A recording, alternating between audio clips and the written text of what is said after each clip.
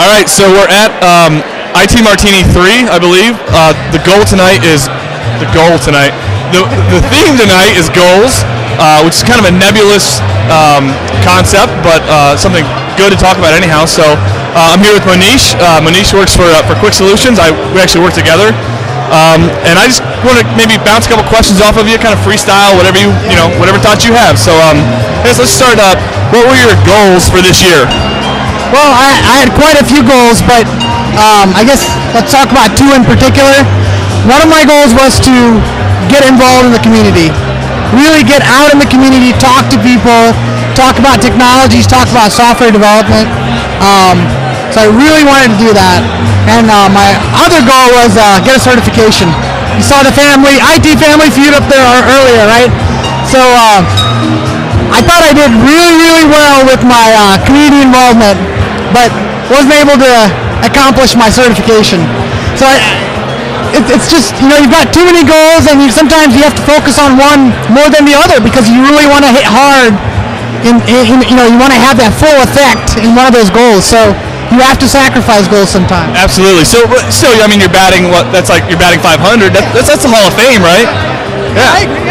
Yeah, that's pretty good. Yeah, I was really proud of what I've been able to accomplish.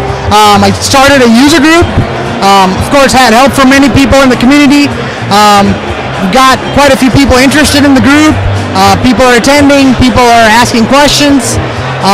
It's just infectious, right? That's what I like about being involved in the community. But that's the best part about it. But like I said, I had to put aside some of my other goals, and maybe I can focus on that next year. Sure, absolutely. I mean, goals are about refining them and redefining them, possibly. Absolutely. So with what you did in the community, so you started a user group. Which group is that? Okay, so the user group is the Mid-Ohio Connected Systems user group. So our focus is on increasing awareness around enterprise integration, service-oriented architecture, business process management, just increasing awareness of those practices that you get involved in a lot of enterprise organizations. And you have folks completely new to this, are like, what's this SOA, the whole scale of everyone? Or? Yeah, we have people across the board. We have people who are working with it day in, day out. They understand the challenges in the business. And we have people that are very, they're not really familiar with the concept. They're just here to learn. And so we have people across the board. Is this a technology or platform specific type of thing, or? Some of our topics have been platform specific, more on the Microsoft side, but we tend to keep it open, and so we've had topics that are kind of across the board. As with anything, a particular technology won't solve everything, right? So we do look at more than one. Try to be agnostic where we can. Great. So have you thought about maybe your goals for 09? I mean, maybe you're going to carry the certification forward. Do you have another big, top tier goal for 09? Yeah, so the community stuff, I'm going to keep that on the low end. I'm going to make sure that I can work on that so it can be sustained for next year. But yeah, I'm definitely focused on that certification for next year. Make sure I can get it done. Awesome. Well, hey, good luck, and congratulations on what you've achieved so far, and good luck in the future. Thanks, man. All right. Nice to meet you. That's it. All right, so we're back at Martini, our IT Martini number 3. Again, talking about goals is our general theme. I'm here with Rich Bird. So again, this is a very nebulous idea and kind of pie in the sky, goals. So I'm going to put him totally on the spot right now. Rich, goals, go.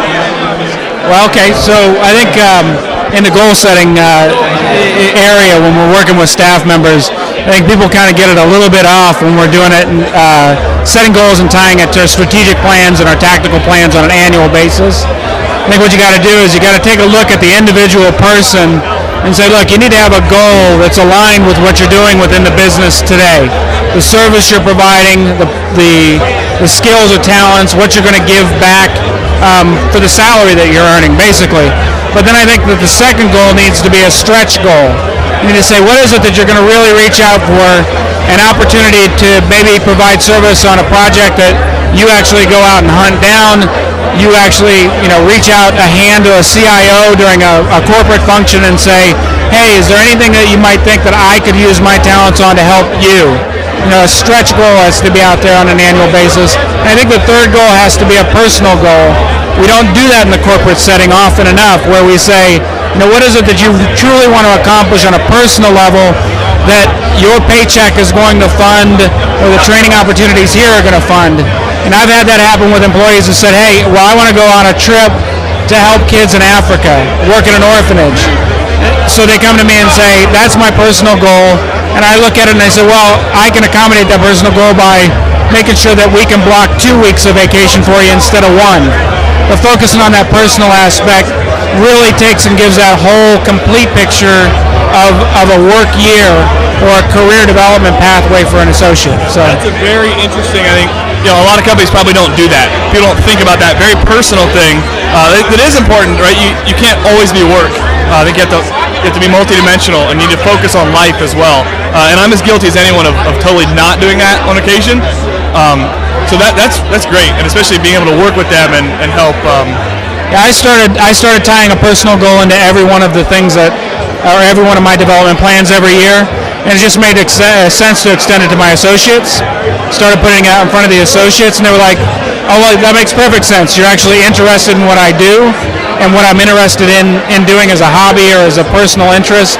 And it created a better tie from a management perspective with that staff member as well. A much more personal relationship. So were some of your personal goals some of the crazy mountain climbing that you've done? By the way, this man has scaled peaks and all kinds of...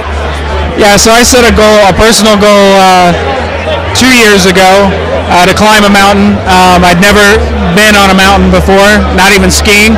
So I then found an opportunity to do that as a fundraiser. So I was able to couple 2 things that are important to me: community service and climbing a mountain. And both of them, the fundraising, which was about $5,000, and the climbing a mountain were the 2 toughest things that I've done so far in my life. So that's quite a goal, though, just to climbing. So do you have an answer for when people say, why would you want to climb a mountain? Not at all. As a matter of fact, it's really painful and it's very difficult, and the training is awful. And I'm actually looking forward to the next trip every time I wake up. So, yeah. That's great. Awesome. Well, thank you for your time, and good luck in the future. All right, thanks.